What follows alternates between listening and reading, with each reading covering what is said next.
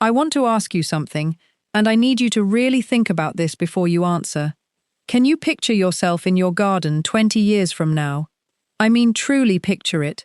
The morning light, the smell of something blooming, a warm cup of tea in your hand, and absolutely nowhere else you need to be. Now here's the harder question. Is the garden you have today going to let that happen, or is it quietly setting you up to quit? I have been gardening for over 40 years, and I can tell you with complete honesty that the biggest mistake I ever made was thinking that effort was the same thing as skill.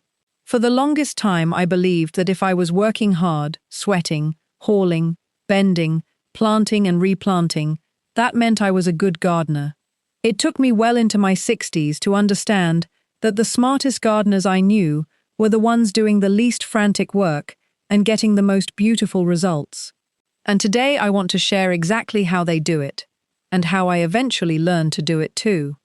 In the next several minutes, I am going to walk you through 5 changes that will protect your ability to garden for decades to come. We are going to talk about what to plant, how to think about your pathways, what to do about that lawn that is slowly winning the battle against you, why seating is more important than you ever imagined, and something that sounds almost too simple to matter, but will genuinely change how you feel every single morning you step outside. By the time we are done, you will have a clear picture of what to do first and why it matters more now than it ever did before. Let us start with the first change, and this one is going to feel like a little bit of a letting go, which I know can be hard. Every spring for most of my gardening life, I did what I suspect many of you do too. I would drive to the nursery, usually more than once if I am being honest, and I would come home with flats of petunias and marigolds and impatiens and lobelia, and I would spend a weekend on my knees getting every single one of them into the ground. And it was wonderful. I genuinely loved it. There is something almost electric about a fresh flat of annuals, and all that possibility sitting in your hands. But here is what nobody tells you when you are 50 or 55, and doing this happily every year. You are building a habit that has a deadline, because all those annuals, every single one of them, need to be pulled out at the end of the season and replaced the following spring, and the spring after that, and the spring after that. You are not building a garden. You are renting one, over and over again, with your back and your knees as the currency. When I turned 63, I had a summer where I simply could not keep up with the containers on my porch the way I used to. I had 12 of them that year. 12, and by August they looked tired and straggly, and honestly, so did I. That was the summer I made a decision that changed everything. I started transitioning away from annuals and toward flowering shrubs and perennials, and a few well-placed ornamental grasses. Not all at once, because that would be expensive and overwhelming, but gradually and intentionally. The difference now is something I wish I could hand to every one of you like a gift. My garden blooms from early spring through late fall, and most of what produces that color has been in the ground for several years now. It is established. It is mine. I do not have to replant it. A good flowering shrub like a weigela, or an abelia, or a spirea will give you years, sometimes decades, of reliable bloom, with nothing more than an annual pruning and some occasional feeding. Perennials like coneflowers and black-eyed Susans and Russian sage come back every single year and actually spread over time, filling in gaps, so you end up doing less planting, not more. And here is something I want you to sit with for a moment. Think about yourself at 80. Really think about it. On a beautiful morning, would you rather be walking slowly through a garden that is already blooming and full, and asking almost nothing of you? Or would you rather be on your knees pulling out last year's annuals and figuring out how to get to the nursery for new ones? That image, that contrast, is what made the decision easy for me. Make the change gradually. Swap one annual bed each season for a perennial planting or a flowering shrub. Your future self will be so grateful you did.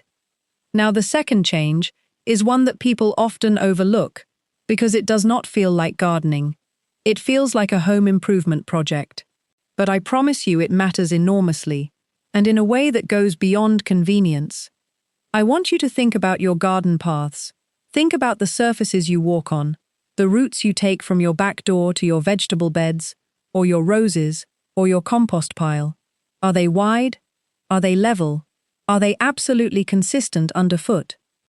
I had a friend, a wonderful gardener named Patricia, who had the most charming cottage garden you can imagine, and running through it were the cutest little stepping stones, irregularly shaped, slightly sunken in some places, with moss growing in the gaps. It looked like something from a magazine, and one evening she missed a step, turned her ankle, and spent 6 weeks off her feet. 6 weeks. For a gardener in her early 70s, that is not just an inconvenience, it is a crisis. The truth about adorable uneven stepping stones is that they require you to watch your feet every single time you use them. And when you are carrying a watering can, or a basket of tomatoes, or a bag of compost, or when the light is low, or you are simply tired, watching your feet becomes something you cannot always guarantee.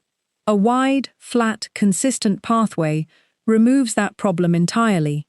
You can move through your garden with your eyes up and your attention on the plants, the way it should be. 2 people can walk side by side. If you ever need a cane or a walker, a proper path accommodates that without making you feel like the garden is fighting you. If you can do only one section of path this year, do the one you use most. You do not have to redo everything at once. Even laying a few pavers to level out a trouble spot makes a real difference. Think of it as an investment in the years you have ahead in this garden, not as an expense right now. The third change is the one where I have learned to tread carefully in conversations with fellow gardeners, because some of you are going to push back on this one. I understand. I really do. But I am going to say it anyway, because I care about you still being in your garden at 85.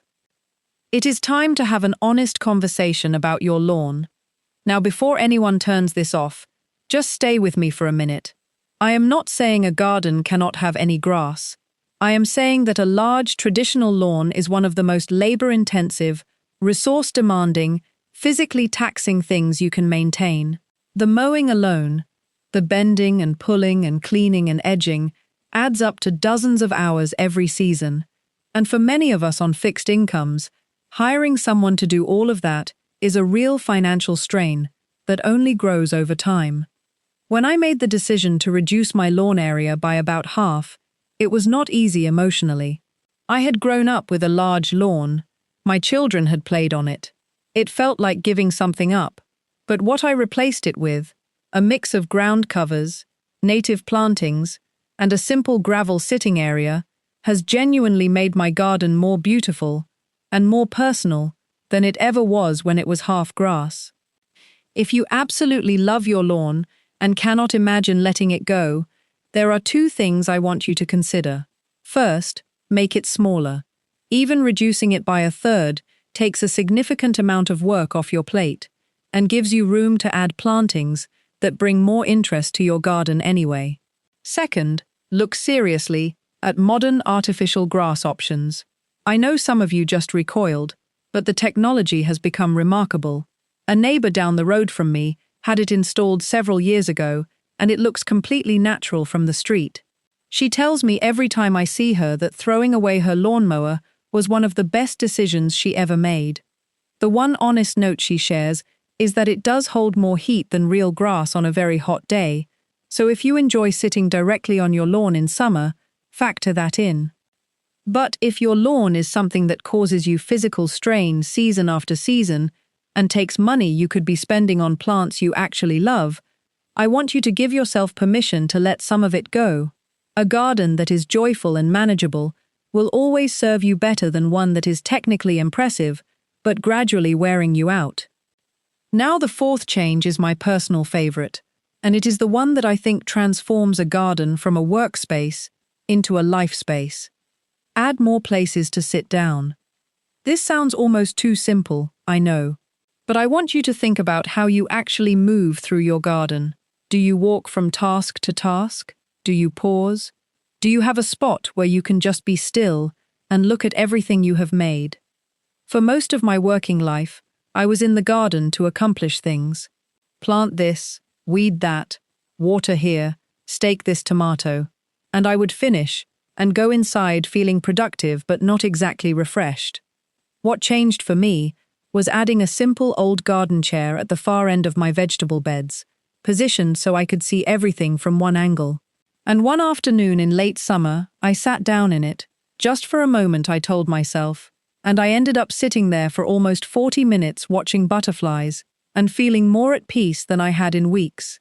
Now I have chairs and small benches placed in several spots around my garden, by the roses, near the herb bed, at the end of the path where the light is particularly lovely in the afternoon. And here is the thing I did not expect. Those seating spots have made me a better gardener, because sitting still in your garden is how you actually notice things. You see which plants need attention, you notice what is blooming beautifully, you observe where a bare spot might need something. You think, really think, about what you want your garden to become. But beyond all of that, as we get older, being able to sit down when we need to is not a luxury. It is a necessity. It changes how long we can comfortably spend in the garden. It changes how our bodies feel afterward. A garden that gives you nowhere to rest is a garden that is subtly discouraging you from staying as long as you would like. Place a chair somewhere new this week. An old one you bring out from the shed, a simple bench you find at a second-hand shop, even a large flat stone in just the right spot. You will use it more than you expect, and you will love your garden more because of it. And now I want to talk about the fifth change, because this one is about something that most gardening advice completely ignores, and it matters in a way that you will understand immediately once I bring it up. It is your hands. Specifically, how you are caring for them, or more likely, how you are not. I spent decades gardening bare-handed. I know many of you do the same. There is something that feels connected and satisfying about working the soil with nothing between your fingers and the earth, and I am not going to pretend I do not understand that feeling. But I want to share something that was a real turning point for me.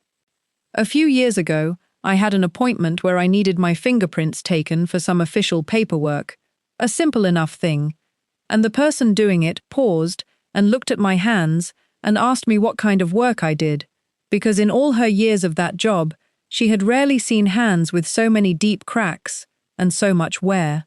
She was not being unkind. She was genuinely surprised, and when I drove home afterward, I looked at my hands, really looked at them, and I thought about all those years of bare-handed digging and planting and pulling, and how I had never once thought about what I was doing to my skin in the process. Here is what I want you to understand, particularly those of us past 60. Our skin changes as we age. It loses moisture, it becomes thinner, it heals more slowly, and gardening, the sun, the soil, the repeated wetting and drying, accelerates all of that. Cracked skin on your hands is not just uncomfortable, it is an entry point for soil bacteria. It affects your grip. It makes everything you do with your hands a little harder. From that day forward, I made 2 commitments. The first was to wear gloves consistently.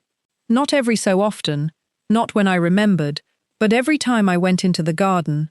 A good pair of thin, flexible gloves that let you feel what you are doing while still protecting your skin is genuinely worth the investment.